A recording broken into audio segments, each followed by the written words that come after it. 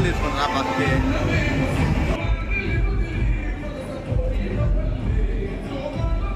ఎందుకైనా దామండి పక్కన ఉన్న వ్యక్తికి మించు పక్కన ఉంది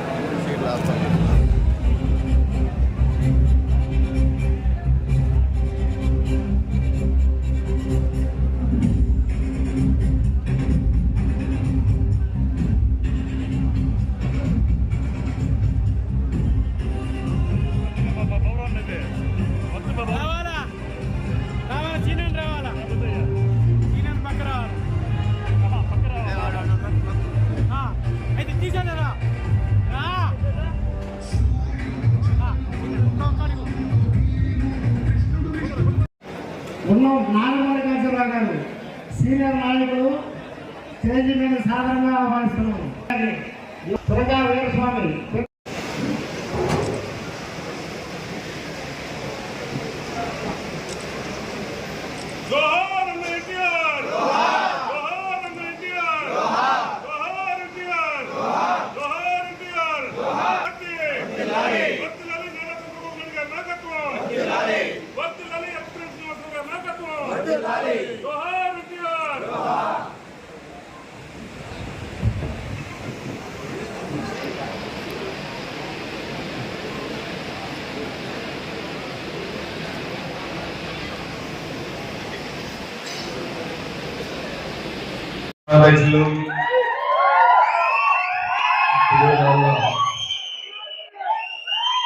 మండల పార్టీ అధ్యక్షులు వీరేశ్వర గారు,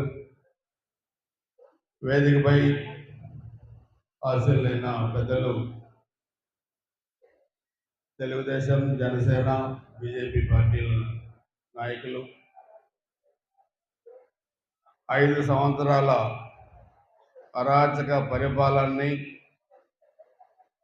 అవమానాలతో భరించి అవమానాలను పట్టుదలగా మార్చుకొని మే 13 జరిగిన ఎన్నికల్లో గురజాల నియోజకవర్గంలో ఒక చరిత్ర సృష్టించిన పసుపు సైనికులు, జన సైనికులు, భారతీయ జనతా పార్టీ కార్యకర్తలందరూ కూడా పేరు పేరున హృదయపూర్వక నమస్కారాలు తెలియజేస్తా ఉన్నాను. ఈరోజు మనం పిడుగురాళ్ళ రూరల్ మండలం రివ్యూ పెట్టుకున్నాం.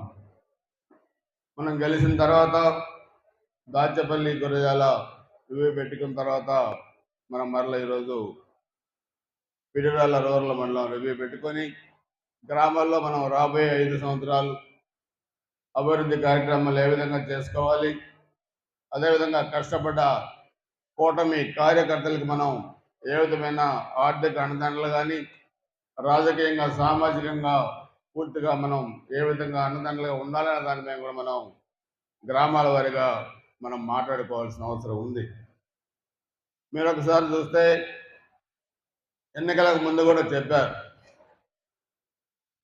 నియోజకవర్గం అంతా తెలుగుదేశానికి మెజార్టీ రావచ్చే కానీ పిడుగురాళ్ళ రూరల్ మండలం మాత్రం వైసీపీకి మెజార్టీ వస్తుందని చాలామంది మన నాయకులు కూడా చెప్పారు.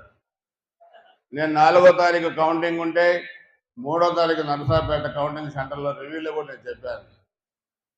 మన వాళ్ళు కూడా ఆ రివ్యూలో చాలామంది చెప్పారు, 4,000, 5,000, 6,000 వైసీపీకి మెజార్టీ వచ్చింది. పిడుగురాళ్ళ మండలం అంటే 4,000 కాదు కదా, 4 ఓట్లు కూడా వైసీపీకి మెజార్టీ రాదు పిడుగురాళ్ళ మండలం కూడా ఆ రోజు కూడా నేను చెప్పాను.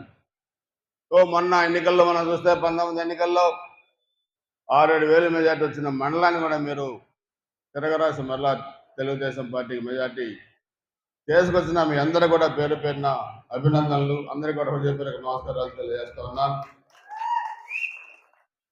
మీరు ప్రతి ఒక్కళ్ళు కూడా అవమానాలను పట్టుదలగా మార్చుకున్నారు.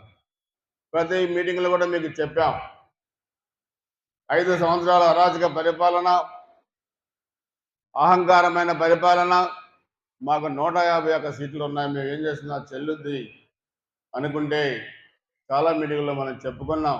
151లో ముందు ఒకటో వెనక ఒకటి ప్రజలు తీసేస్తాం అనుకున్నాం, కానీ మధ్యలో 5 తీసేస్తారని చెప్పి మనం అనుకోలేదు. అందుకనే ఎవరికి కూడా అహంకారం పనికిరాదు. ఇది ప్రజాస్వామ్యం. ప్రజలు మనకిచ్చిన అధికారాన్ని తప్పకుండా అభివృద్ధికి ఉపయోగించాలి. మన అధికారం ఉంది కదా అని దాడులు చేస్తే అది కరెక్ట్ కాదని కూడా మనకి ఆంధ్రప్రదేశ్ ప్రజానీకం ఈరోజు నిరూపించారు. చాలా అవమానకరంగా మాట్లాడారు. చంద్రబాబు నాయుడు గారి కుటుంబాన్ని అవమానకరంగా మాట్లాడారు. పవన్ కళ్యాణ్ గారిని వ్యక్తిగతంగా అవమానకరంగా మాట్లాడారు. అందుకే రాష్ట్రంలో ప్రతిపక్ష ఓట్లు చీలకుండా ఈరోజు అందరం కూడా తెలుగుదేశం, జనసేన, భారతీయ జనతా పార్టీ కలిపి కూటమిగా ఏర్పడి మన ఎన్నికల్లో మనం పోటీ చేశాం. ఇది ఒక అఖండ విజయం. 94లో మేము మొట్టమొదటిసారి ఎన్నికల్లో నిలబడ్డప్పుడు ఆ రోజు కూడా తెలుగుదేశం పార్టీకి 224 సీట్లు వస్తే మిగతా అన్ని పార్టీలు కలిపి 26 కాంగ్రెస్కి వస్తే మిగతా అన్ని పార్టీలు మిగతా సీట్లు వచ్చినాయి. అంటే ఆ రోజు 294 సీట్లలో ఉమ్మడి ఆంధ్రప్రదేశ్లో ప్రధాన ప్రతిపక్ష హోదా కూడా కాంగ్రెస్ పార్టీకి రాలేదు. ఆ రోజు అన్న నందమూరి తారక రామారావు గారిని పత్రికా విలేకరులకు క్వశ్చన్ అడిగారు. ఆ రోజు ఈ టీవీలు ఇవన్నీ ఇంకా రాల, దూరదర్శన్ ఒకటే ఉంది. ఒక అధికార పార్టీ అంటే 89, 94 అధికారంలో ఉన్న కాంగ్రెస్ పార్టీని మీరు ప్రధాన ప్రతిపక్ష హోదా లేకుండా ఎలా చేయగలిగారు అని ఎన్టీ రామారావు గారిని అడిగితే, నేను చాలా మీటింగ్లు కూడా మీకు చెప్పాను, మీరు కూడా గుర్తు తెచ్చుకోండి. ఆయన ఒక మాట చెప్పారు, ఇది నిశ్శబ్ద విప్లవం. ప్రజలు చంపుతారనో, ప్రజలు దాడులు చేస్తారనో, ఆస్తులు ధ్వంసం చేస్తారనో భయపడవచ్చు, కానీ పోలింగ్ బూతులకు వెళ్ళినప్పుడు ఆ భయం ఉండదు.